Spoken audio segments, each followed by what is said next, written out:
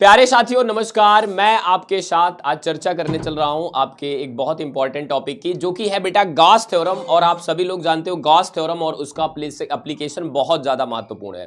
तो दोस्तों जो गॉस थ्योरम है हम लोग यहाँ पे उसका स्टेटमेंट जानेंगे और उसके साथ साथ उसका प्रूफ भी सीखेंगे, ठीक है ना। तो गॉस थ्योरम अगर हम बात करें किस बारे में बात करता है, तो बेटा जो फ्लक्स निकालते हैं हम लोग यूजुअली किसी सरफेस से कितना निकल रहा है, तो हम लोग उसके लिए इंटीग्रेशन करते हैं, closed integration of electric field over surface, ऐसा कुछ हम करते हैं। लेकिन इसके लिए जो गॉस थ्योरम वो बहुत महत्वपूर्ण है। वो कहती है कि total flux by a close surface is equal to 1 by epsilon times of net charge enclosed by the surface. मतलब सरफेस के अंदर जितना भी एसोसिएटेड चार्ज है अंदर नेट चार्ज, उसका 1 बाय एप्सिलॉन नॉट टाइम कर दो आप और आपका आ जाता है क्या, इलेक्ट्रिक फ्लक्स। तो बेटा ये बहुत ज्यादा महत्वपूर्ण हो जाती है क्योंकि इसमें ना कैलकुलेशन पार्ट बहुत कम है। सिंपली हमें इस सरफेस से, जैसे इसके अंदर क्यू चार्ज है, तो कितना इलेक्ट्रिक फील्ड लाइंस सरफेस से पास आउट हो रही होंगी। अगर आप 3D में इमेजिन करो, यहाँ पे एक बॉल है और इससे कितनी जो है इलेक्ट्रिक फील्ड लाइंस बाहर निकल रही होंगी, तो इस बारे में ये सीधा कहती है। तो फ्लक्स है और फ्लक्स कितना हो जाएगा, 1 by epsilon not time of net charge enclosed by surface.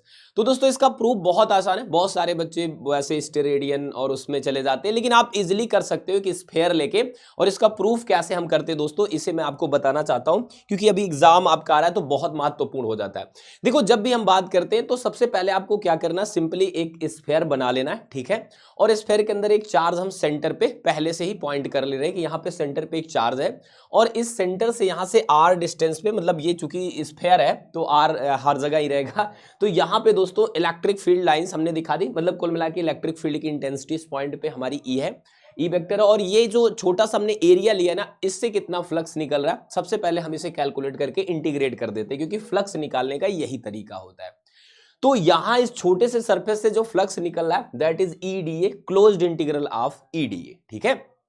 अब दोस्तों अगर हम गॉस थ्योरम जाने तो गॉस थ्योरम तो ये कहता है और हमें इससे ये चीज निकालनी है। तो हम छोटा सा काम करते हैं, सबसे पहले हम ई की वैल्यू फाइंड आउट कर लेते हैं कि ये आर डिस्टेंस पे ई की वैल्यू कितनी होगी, राइट ना। अगर हम ऐसा कर लेते हैं तो हम लोग बस इक्वेशन 1 में ये वैल्यू सब्सटीट्यूट कर देते हैं सिंपली। अब देखो जो हमारा मेन फार्मूला था फ्लक्स निकालने का, यहाँ पे ई की वैल्यू हम रखेंगे, लेकिन हम पहले से सॉल्व करते हैं E D A cos zero, क्योंकि एरिया वेक्टर और जो हमारा इलेक्ट्रिक फील्ड वेक्टर है वो एक ही डायरेक्शन में है। तो यहां पे दोस्तों ई डी ए हो गया, ई की value 1/4 pi epsilon naught q by r square, आप सबको पता है। और यहां पे डी ए, अब देखो अगर आप देखो टाइम के साथ, क्योंकि ये स्फेयर है तो इसमें रेडियस तो बदल नहीं रही है, ठीक है। और यहां पे चार्ज जो है वो तो हमने टोटल चार्ज लिया, मतलब एक पॉइंट चार्ज लेके कर रहे थे काम। तो दोस्तों ये सारी चीजें हम बाहर निकाल सकते हैं क्योंकि कांस्टेंट है, उसे हम इंटीग्रेशन से बाहर ऑपरेट कर रहे हैं। और यहां पे जो डीए है दोस्तों, इसका जो इंटीग्रेशन हो जाएगा वो हो जाएगा 4 पाई आर स्क्वायर, ठीक है। तो ऐसा करके हम क्या करते हैं फिर कि भाई देखो ये डीए जो है ना, मतलब पूरा आप समझो स्फेयर का सरफेस एरिया, और स्फेयर का सरफेस एरिया कितना होता है, 4 पाई आर स्क्वायर होता है। तो 4 पाई आर स्क्वायर यहां से कैंसिल आउट हो जाएगा और ये सिंपली आ जाएगा क्यू बाई एप्सिलॉन नॉट। तो दोस्तों ये हुआ आपका गॉस लॉ और गॉस के लॉ का क्या प्रूफ। लेकिन अगर हमें गॉस थ्योरम जब कहीं पे भी अप्लाई करनी होती है तो अक्सर बच्चे बहुत सारी इक्वेशन बना के बहुत सारी चीजें करके चीजों को भूलने लगते हैं, जबकि हमारे सिलेबस में एटलीस्ट 3 एप्लीकेशन जो आपके बोर्ड में पूछे जाते रहते हैं। तो उन एप्लीकेशन को मैं बता रहा हूं एक टेक्निक के साथ आप कैसे लर्न करोगे। आपको सिंपली जाना है, ऐसे करना है। आपको हमेशा ये बात मतलब याद रहे कि हमें जब भी गॉस थ्योरम अप्लाई करना है दोस्तों, तो अक्सर हमें क्या निकालना रहता है, इलेक्ट्रिक फील्ड निकालना रहता है। क्या निकालना रहता है, इलेक्ट्रिक फील्ड निकालना रहता है।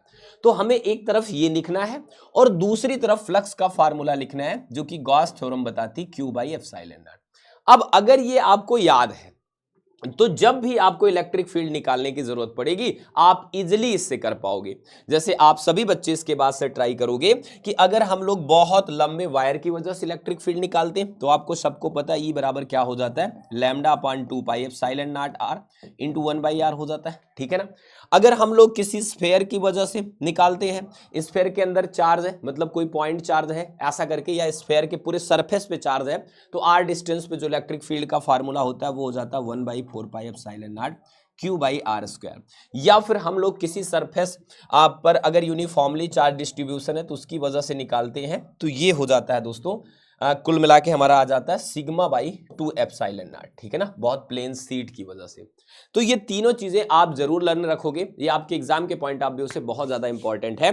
कोशिश करना कि इन्हें फटाफट से कंप्लीट कर लेना और गॉस थ्योरम का स्टेटमेंट और प्रूफ जरूर जान लेना।